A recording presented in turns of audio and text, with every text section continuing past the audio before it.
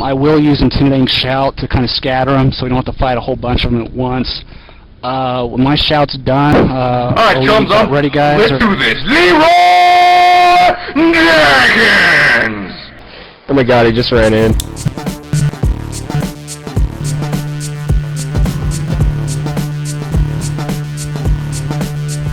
Hello everyone. We're here. Season 4's here, guys. I'm Abraham. That's Ben, and this is another episode of 2Fast2Movie. Today, we're going to be reacting and reviewing to the premiere of Season 4 Part 2 called Judgment.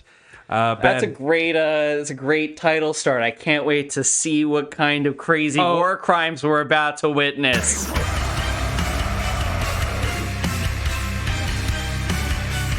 I mean, to be fair, Marley started this. They were like, okay, they started it, but like also, Eren was mid-war crime. No one is a hero in this. There's nobody that we can root for. It's just all-out war.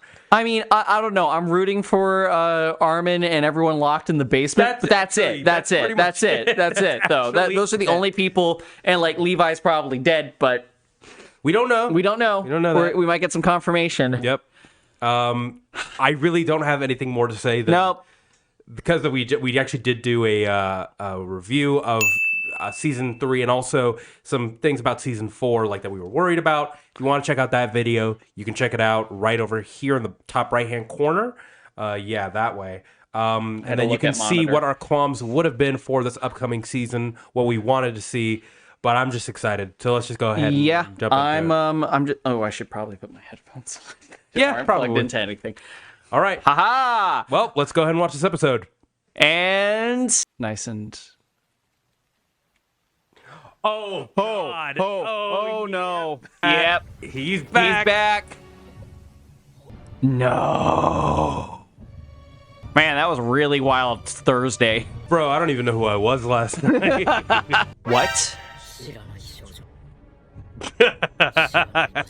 Pass, baby. It's the paths.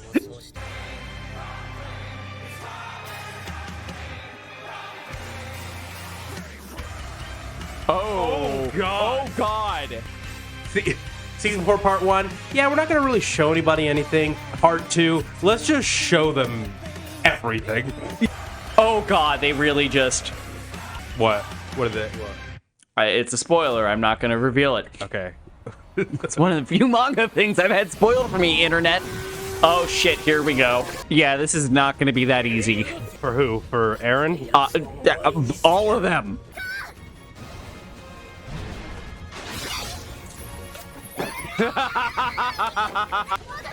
Those are the stakes. Yep. Don't let Eren and Zeke come into contact, basically. But Zeke's going towards Shiganshima. That's where they are. Oh, that's where they are right now? Yeah. Oh, I didn't realize that. Yeah, and last season, the last part, they were like, we're going to go back to Shiganshina. Oh, shit. I thought that... Oh, no. Yeah. Oh, no. Oh, no. Wait a minute. Oh, no! Another thought. If he has the Warhammer, couldn't he technically do the Warhammer thing where he's no longer in the nape? He could. Hole.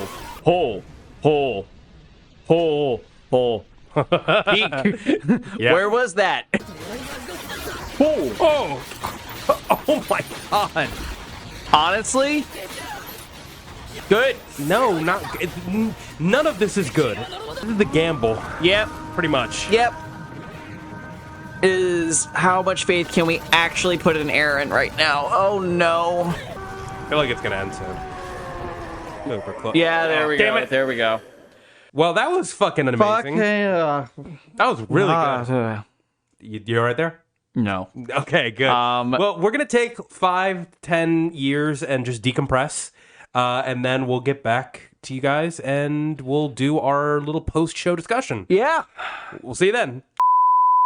All right, we're back after 5 years of decompressing, as I said previously. Ben, yes, this is a good episode. Yeah, by definitions. Yeah, I genuinely enjoyed this. I think that this episode did everything that it needed to on a first season, on a first on just coming back into the thick of things. Yeah. They left off in a crazy place, and they tied up like most of the loose ends. There's still plenty of those. There's no lack of loose ends. I think for me, one of the most noticeable thing going back into this is like season 4 upon release had a major quality problem. Yes. And I have seen none of that manifesting here. Yeah. The Titans look incredible the entire way through. It looks so much better. It's Oh kind my of fucking God. Does it, like, now that you see the difference, you're like, you can kind of see there were a couple moments where I'm just like, I know that they are CGI because I was told that they are CGI, but I wouldn't have noticed if someone didn't tell me. Yeah, they really did a good job. Mappa. And honestly, I didn't even notice that they were CGI. So good job. You actually put time into your. It's because they thing. had time this time around. I think they also hired a bunch of new animators. Yeah, they needed to, because this is like the most eyes Mappa has really had on them was when they picked up Attack on Titan. Yep. And then suddenly everyone knew who the studio was, and they're like, "Oh fuck, we need to grow." Yep. Well, that's the thing. I'm glad I think for budgetary reasons, one half of the season needed to get like the short end of the stick. Yeah, it had to be that first. It had half. to be part 1. Oh my part gosh, 1 is all It's all talk. It's all talk. Yeah. This we're in it. So let's just go ahead and jump into the episode. We're gonna go point by point. And just kind of like break down, analyze, and just sort of like talk about the things that happened. First up, Levi. Oh Holy boy. Fuck. Oh boy. Yeah, we left him off in a very precarious situation last time, but now we know exactly what's going on with him. He's not dead. I just want to put that out there. But he is unbelievably fucked. Yeah. Oh my God. I know that we haven't gotten a confirmed non-dead, but the way that Hanji went about saving him, and the fact that she would not let them have his body was a lot more urgent than just not desecrating Levi's corpse. Yeah, they were like, and I like how even while Levi is dead, they still acknowledge that he was a problem. Yeah. It's like, this was our biggest threat, and he's gone. And honestly, I think that's the main reason why he was taken out of the story. Because he's no longer... Yeah, because he's no longer... Because previously, it's like, oh man, they're going to try and fight them. Well, tough luck, because they have Levi, and Levi will just fucking wreck Eren and all of his people. Yeah, Levi and Mikasa are always the two that are like the most, like that are the strongest. Yeah. Levi is injured beyond his belief. He's lost 2 fingers, at least. And he's got a whole gash on his face. And Mikasa is in a very rough spot emotionally. Yeah, we're gonna talk on that later as to the series of manipulation there. But like 2 fighters. Yeah. 2 of the best fighters. Gone. Yeah, we are now like literally only with Armin's wits. And I mean, there's Connie. Armin's wits. And Jean and Connie. John and Connie are there too. And that's kind of all we have in the game. Yeah. This does bring up something interesting, because now that Levi is gone, Levi has had a very interesting story progression. Yeah. Series of events. His whole character is defined by loss. Yeah. So that begs the question, where is Levi's story going to go? So in part 2. I mean, this is the difficult thing. I feel like he's been put in this situation to be sidelined. We also know that he's an Ackerman and not necessarily a full-blooded Eldian. So I don't think he can receive the benefits of being turned into a Titan or any pieces like that. Correct. Levi's story of... He's going to be sidelined efficiently from here on out. Mm-hmm. And if he is even cognizant, which I'm not 100% sure that we're going to get. No, just by storytelling law, we would have to get him cognizant at least a little bit. We're going to see the most powerful person being forced to be sidelined and being able to do nothing while their loved ones are being put on the line and probably dying. Yeah, I would not be surprised if Levi lost more comrades amongst our main cast. I'm not gonna lie. Hanji has a big old red X on her back from just a plot standpoint. I think that she's going to be the first to go, and Levi's going to have no choice but to watch it happen. Ooh, that's a spicy prediction. If Ben's right, well, I literally can't say anything. But that would be a very spicy prediction if that came true. I guess we should now just move on. Yeah. Because the next thing that happens immediately after, as Flock is like, hey, let me shoot this guy. I can take a pulse. Yeah. Which, by the way, what a threat. I love Flock.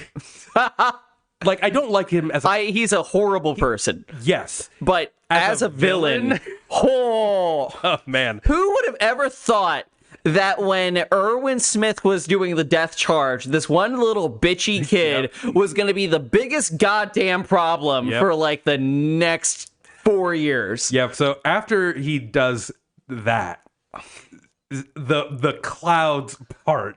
Let me set the stage. The clouds literally part. The rays of light beam down. The Titan begins to like suck in steam the opposite direction, and then out comes newborn baby Zeke. He's got a butt clean as a baby's bottom.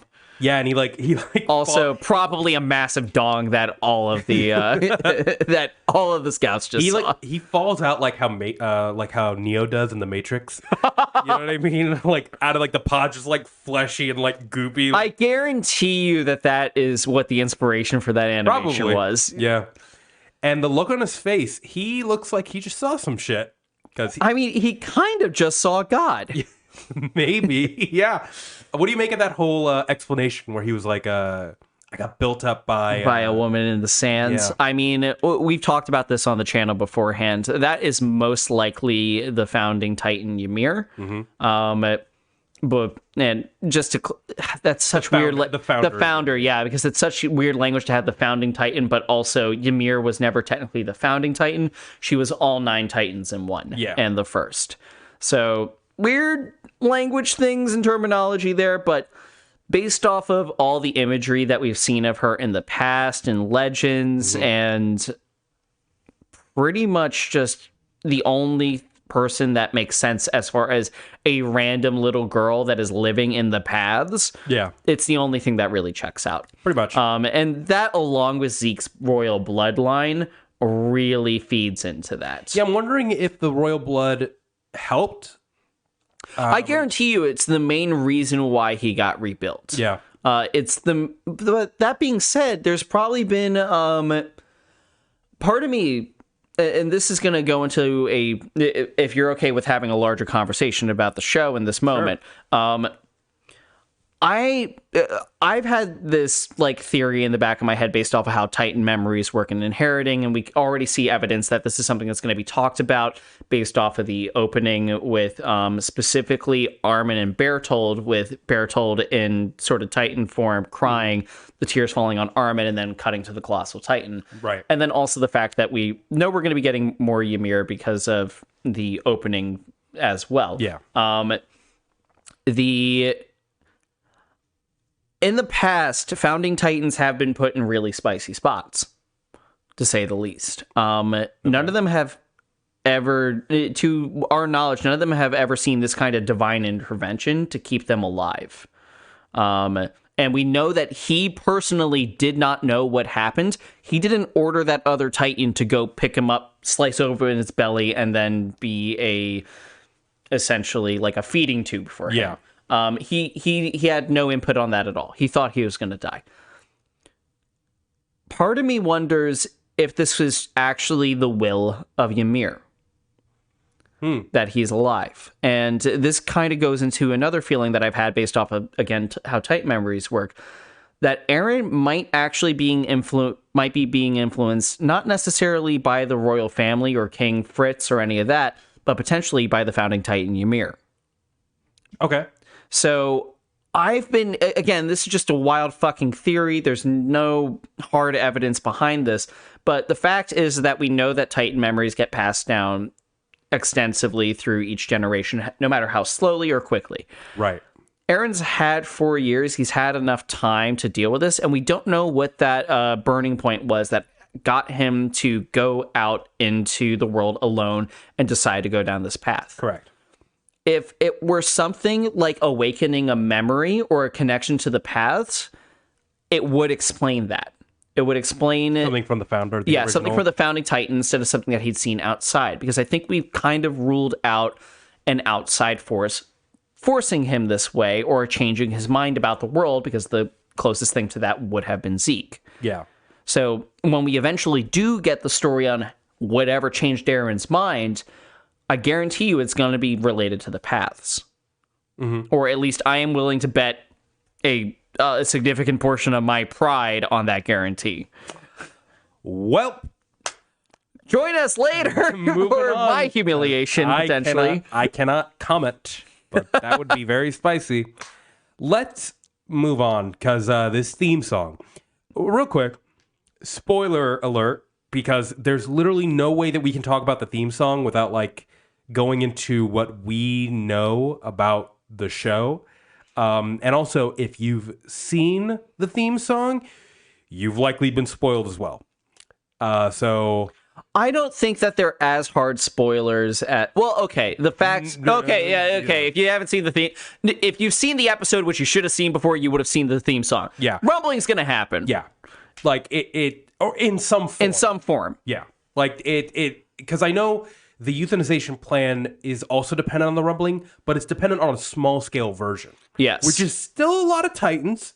It's like it's a lot of colossal Titans. I still think that there's not really a ton of military force that can deal with that many colossal Titans. No, that will most definitely like destroy a potential country. Yeah. It could easily do that. Yeah.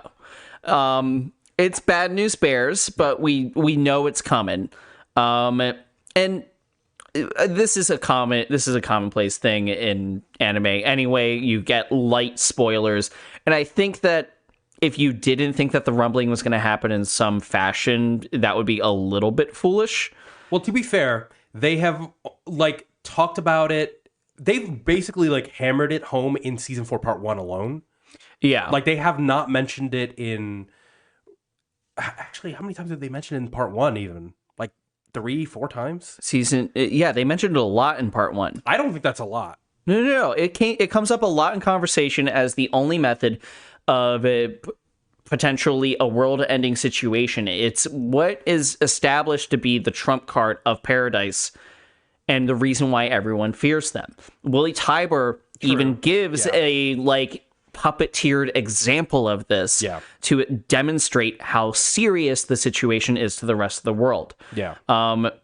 From a plot standpoint and like any sort of story analysis, if you don't see that this is going to come up, whether or not it is the climax of the show or its rising action is up for concern, and if it is rising action, then holy shit, what comes after it? Yeah, that's the thing. Yeah, because that's not the climax. Yeah, that's exactly where I'm at, and I have no idea where or when it's going to happen. But or how? Who's gonna pull the trigger? On the thing? And I will say, on this theme song, we talked about there is some great homage to the original group. That shot of everybody on Golden Hour. Yeah, Golden Hour on the wall. The quick shots between all of them in like essentially from their young shots at the very beginning. Yeah, the shots of the Titans to their Titan shifter form. Oh my gosh. Like the wipes on them, like and the color grading. Oh, and we get Annie as not a young girl. Yeah. Which is such that she's a woman. I'm very excited for Annie to be coming back. Yep. Lots of good things. Also, that fucking music. Oh, this shit is gas. Oh my god. Yeah. Oh, it's so appropriate. I'm not going to say anything else. However, I will say for manga people, there are some manga spoilers that I've been aware of that pop up in there, and I'm sure that you picked them out as well. We're not going to cover those, but if you know, you know. Yeah. Yeah. That's what that is. Let's move on now, because the Marley fight is basically where we pick up right after the theme song. Yes. Eren transforming, the moments with Galliard and Peak, which, by the way, that was a fucking funny moment when Galliard just chops off Peak's hand. She's like, ah. We need to talk about Eren's choice. Yeah. To fight. Yelena properly explains it to him. She's like, hey, we have a bunch of soldiers that are in prison, so our military's cut in half, basically, and there are also new recruits. Plus, that's Marley's entire force, and if you die or get eaten, it's game over. It's game over. So maybe you should, Eren, maybe you should just, like, go underground, like, run away a little bit, and Eren, because he's Eren, doesn't do that. He instead goes, fuck it, I'm in. Leyroy Dragons! I can do this. It was the most Eren choice that there was. Oh, yeah. Eren, you need to run and hide. Nope. Just no, I'm gonna do it. Well, here's the thing. From a character growth standpoint, Eren's learned the hard way that he needs to use his power. Oh, yeah. Like, if we're going back to the whole Squad Levi deaths to start out with, the most season one, arguably one of the most important character growth moments for Eren as a whole. Yeah, the opposite, the most contradictory anime trope. Oh yeah, trust in your friends, and then it's like, no, you need to be able to do shit on your own. Yeah. My gosh, So you asked me if I had a prediction on why he's doing this. Why is he doing this? I mean, apart from obviously because it's Eren, that's an obvious. Yeah, that's an obvious answer, and I think that's what the dismissal is. But if you could dig deeper, is there a reason?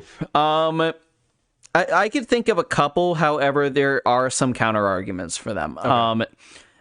First of all, they are in Shinganshima district at that moment, and we know that Zeke is coming there. Yes. He knows that Zeke, when he gets there, could be back up, but also, once Zeke gets there, it's game over. He wins. Yeah, there's 300 soldiers that are Titan, that have Titan serum in them. Yeah. Yeah. Not only that, there's walls with colossal Titans in them.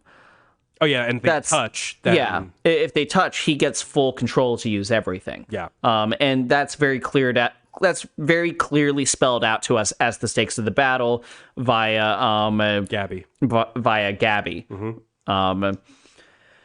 That being said, part of me wonders if there's a reason that he needs to hold Shinganshima district in general, because, well, not in general, but specifically the Shinganshima district, and I'm wondering what the hell that would be, because the alternate for this is if you were to escape through the tunnels, go to Zeke. Yeah, exactly. And then it's game over then as well for the Marley forces. So why is he staying? I think that the only thing that occurs to me is that he has something in particular that he needs to protect in that moment.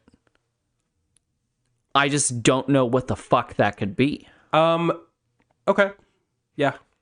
I know you know the answer. I know the answer. I know exactly what's going on. And it's very exciting because I know that in 5 episodes, I'm going to be able to spill all of the beans and do a crazy I'm not a crazy episode. Shit. So let's just move on for now. But definitely I'm digging the theory so far.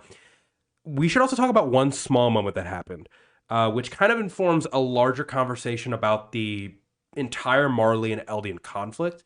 I think we'll talk about it later. Just because there's still a little bit more to do, but it's the moment where Commander McGath hugs Gabby. So, do you want to go into this now, or let's actually hold off on that. Because okay, we can finish off the fight, and then we can go into Onyankopon and the scout. Yeah, because I feel like that ties very well into that moment. So let's just finish off the fight, the actual with talking about the Warhammer type. Oh my gosh! Oh. God, that was so well animated. Good job. It was, again, didn't notice the CGI. The shading was really good. It's not even the CGI, the direction. And oh my gosh. Everything about how the fight played out. And I know that some of this is manga panel as well, just like the way that Reiner's falling apart halfway through and is that's in the manga. Yeah. The way that he's just completely Reiner could not solo Eren. Yeah. And even then, Galliard and Reiner put together could not solo Eren. The only thing that's really saving them is Peak with a sniper rifle cannon at the top of one of the walls. Yeah, those anti-Titan Yep. rifles really did come back into play.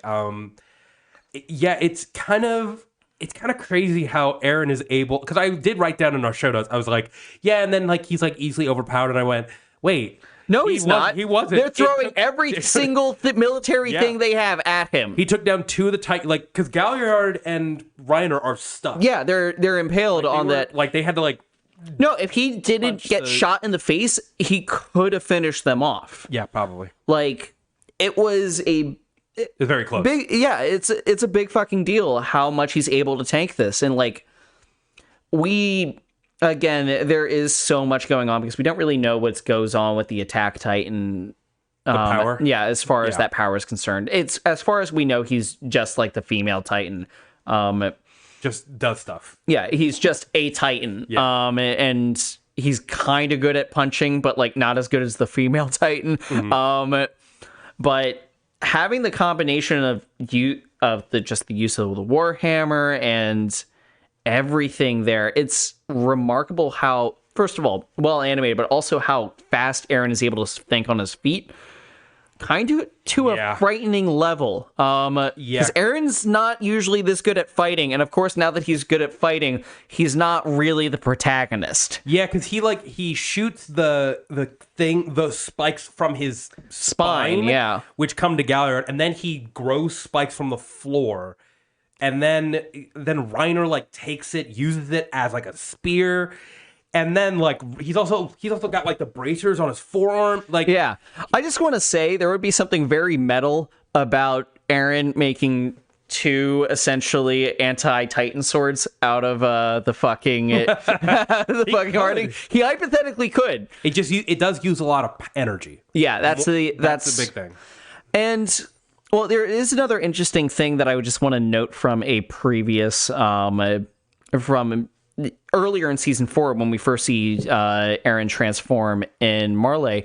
They specifically comment on how insane it is that he was able to transform, I think, 3 or 4 times in a row.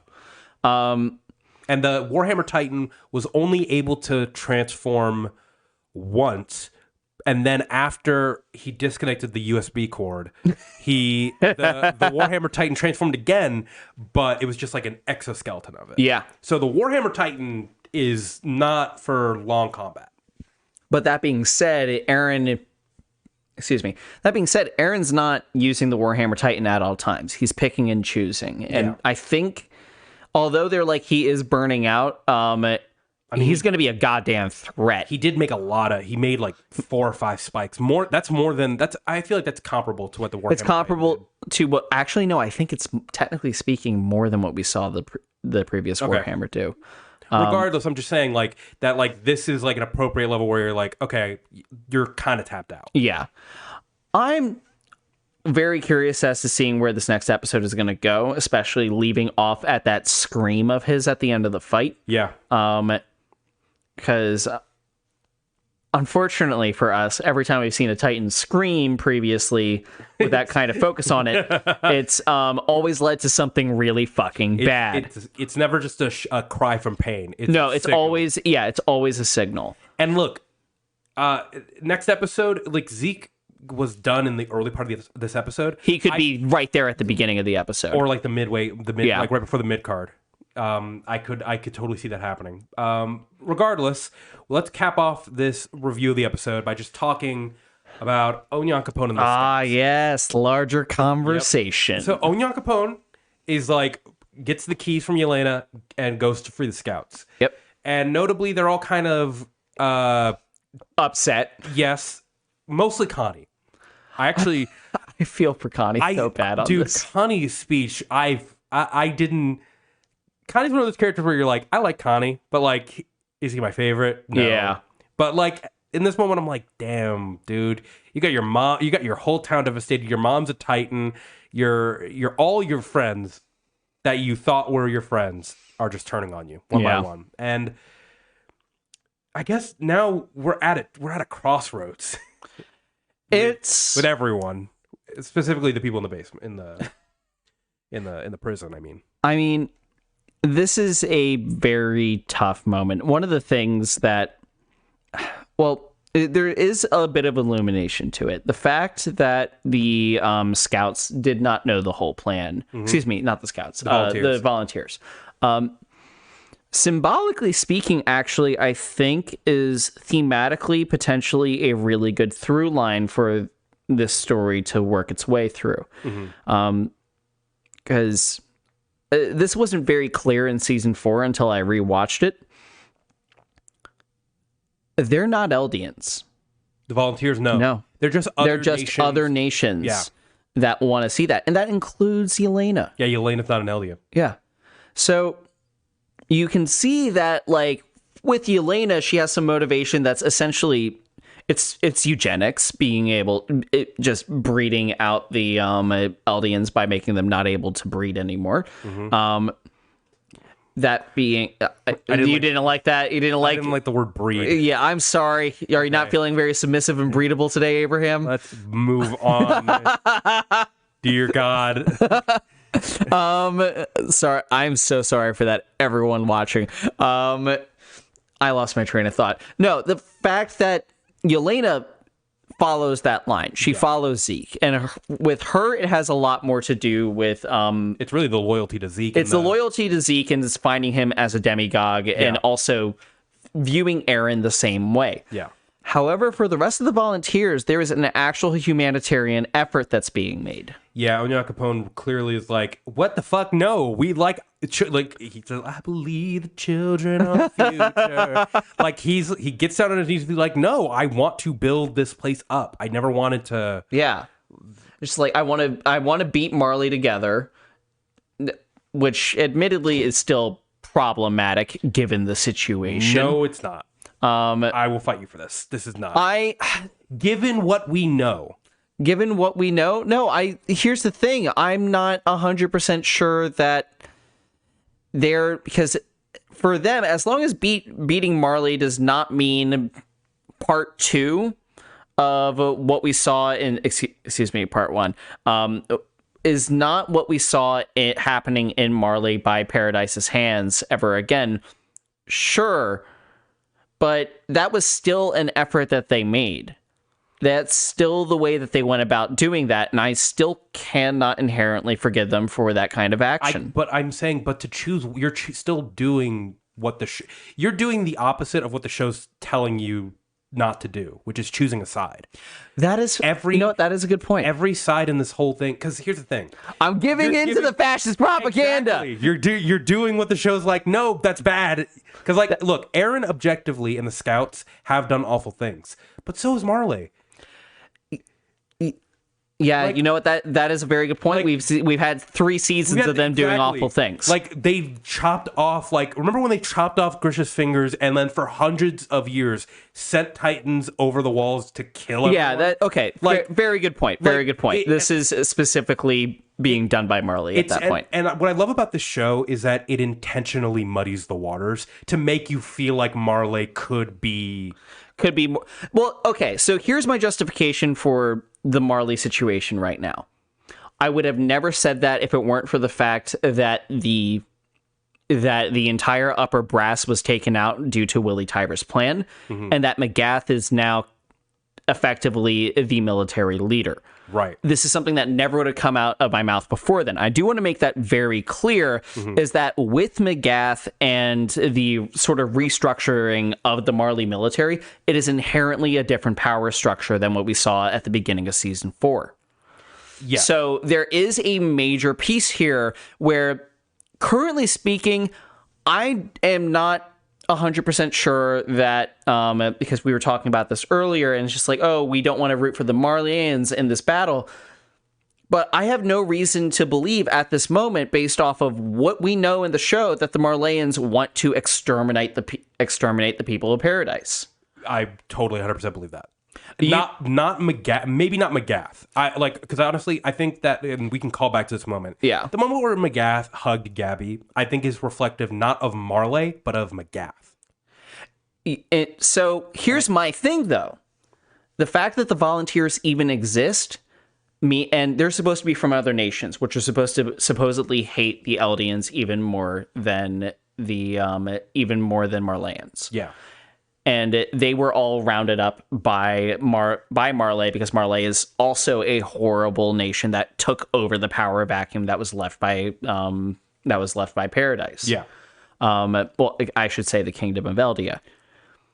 The fact is that the fact that they even exist proves that there is enough of this sentiment in the world that potentially, with the power restructure and right people in charge of Marley, it does not have to be this way. I honestly think, I don't even think it's a majority. I think it's like split.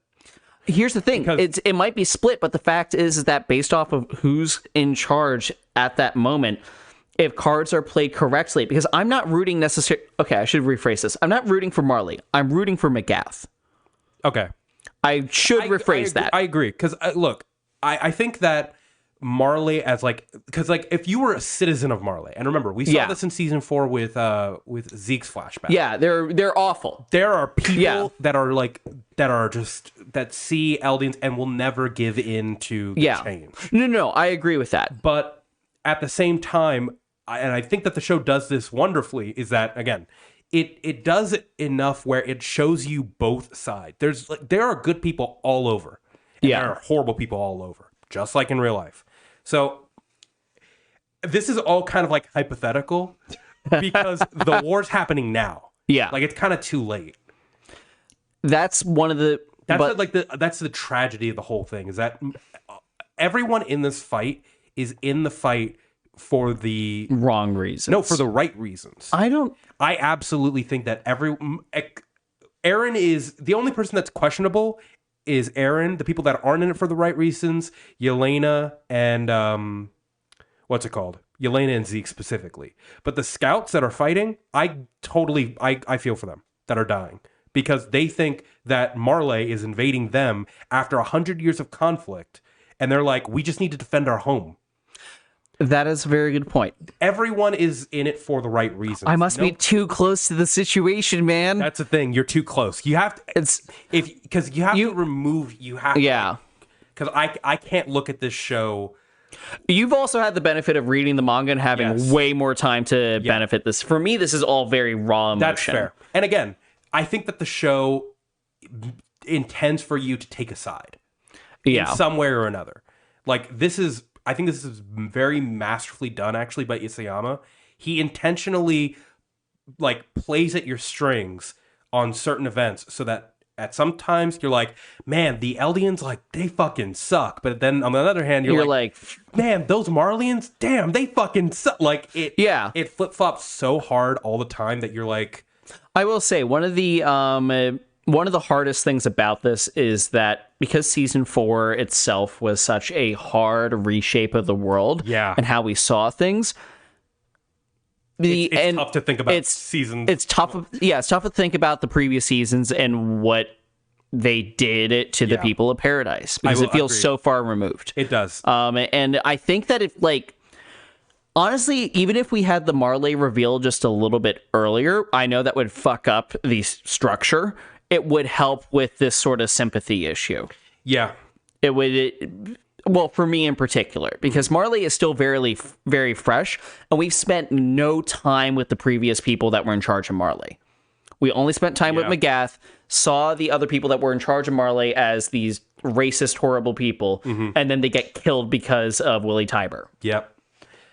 Yeah, it's something that the show just can't do because of the speed of the show. Yeah. Because it's like, it's just got to get to the next thing. Yeah. But I feel like if you take into account everything that's happened in the show, at least, you're able to like say, okay, everyone wants to save Eldians in this fight. Most of the people like that's where I am. Yeah. And for me, it's really the Jaegerists that I find the most problematic faction in the group. I honestly, again, even them, I'm like, given everything that's happened to them, I can see why new recruits would be like, yeah, why are we taking shit from... Well, I'm not talking about necessarily the new recruits in this situation. I'm not talking about grain soldiers. I'm talking... Yelena. Yeah, no, I'm talking about the actual core Jaegerists who know what the plan is. I will agree with that. Yeah. For sure. There are definitely some... Yeah, like, essentially, in every fight, I'm like, who's going against the Jaegerist? And that's who I'm rooting for in this situation right now. Well, yeah, because I actually just want to see the Jaegerists fail, not necessarily the scouts fail. And that's the thing. That leads perfectly into the next point. So the scouts now have to make a choice. Who do they align with? Oof. Because that's the thing. If they go and they try to protect Eren, the person that they are friends with, that means siding with the Jaegerists. I know. And abetting the euthanization plan. But if they go with Marley, then it spells uncertainty for their island. So this is what I was... I talked about this last season, essentially a year ago, if you are looking through the playlist, like actually in the episode before this. Right. There's a really good stage set for potentially them to meet with Magath and being able to strike up an actual deal. There is actually a stage set for now for that to happen, and there will be some unknowns as far as that's concerned, but there seems to be an actual, at least with Magath being the guy, there's a potential route here for the closest thing to a happy ending. Okay. However, it will mean completely siding against Eren. Do you think they would do that? In all honesty, especially I think here's what I think Armin is. Speech. Yeah, so honestly, with Armin, there is a level, I think, of, because Armin does not seem to believe that this is Eren's plan at all. No, he doesn't. Armin completely believes that he sees Yelena and Zeke as a means to an end for whatever his own plan is, and for whatever reason, he hasn't told anyone what the fuck it is. Yeah. Now, has Armin figured out that if he hasn't told you guys, there's probably a reason for him not to tell? Whether or not it's keeping up his act, which I think is what Armin's hoping for, or if it's something much more nefarious. Mm-hmm. And previously, we'd seen Eren say that they don't want to use the rumbling to crush the rest of the world. But there's also been conversation about doing the example rumbling anyway in order to buy time. Yes. So I think he probably... I see him going with Eren, only because I see him having enough faith in Eren to potentially want to see what he wants to do. So you see a split. Is that what I'm hearing? Do you think all of them are going to move it with on Armin? Oh no, I'm not. I think Armin has the potential to be a really good leader, and I think that he potentially could convince everyone.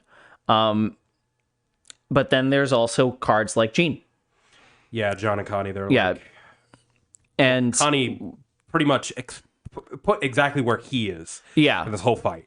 Jean has always been a I don't trust you, Eren. You have a lot that you have to live up for, and you better not let us down. Mm-hmm. The fact is, Eren's letting them down right now, so he's not going to side with Eren unless he can be drastically convinced. Again, this is something that that Armin explained. It was kind of like, again, this is also thinking back. You have to think about it. Yeah.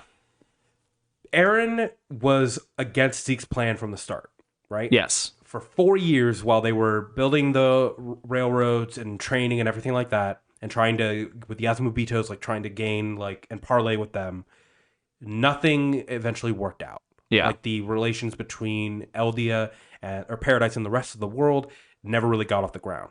Meaning that they were basically forced to go with Zeke as the last option. So if that is the case, would it not follow then that Eren, would that not just help to, I guess, strengthen Armin's argument? That it would. I think Armin has a really strong argument for maybe Eren can be trusted, but it's still with a giant fucking asterisk of maybe. I do think that Armin is going to see this as, no, they're right. We have to protect them from Marley. In their ultimate interest, the thing is that they have no idea what kind of person Magath is. They don't know anything. They know not exactly. So because of that, they're not going to side with Marley no matter how I see this. Yeah. We as an audience know that they would make a dream team and be able to actually get some serious work done. All the Titan shifters and all the scouts in it together. Yeah. Yeah. They would actually be able to get a lot of work done, and there could be a really good happy ending for everyone if they were able to come together. But the fact is that that stage is not entirely set. All the pawns are out there, but nothing is where it needs to be to make that happen. Okay. Yeah, that's I would have to agree with that. There's a lot of chess pieces moving around this board, and I feel like I don't really have much else to say other than that this was a fucking great I'm way to excited start for off. next week. Yeah. Yeah. All right. Well, without further ado, that is the end of this episode of 2Fast2Movie. Let us know what your favorite moment of the episode was, and if we were wrong about any of our opinions. Well, YouTube commenters, you can be kind of mean. So just try to be nice in those comments down below. If you could, go ahead and like the video. Subscribe to the channel for more. We're going to be back next week to do another episode. Until then, I'm Abraham. That's Ben. And this is 2Fast2Movie.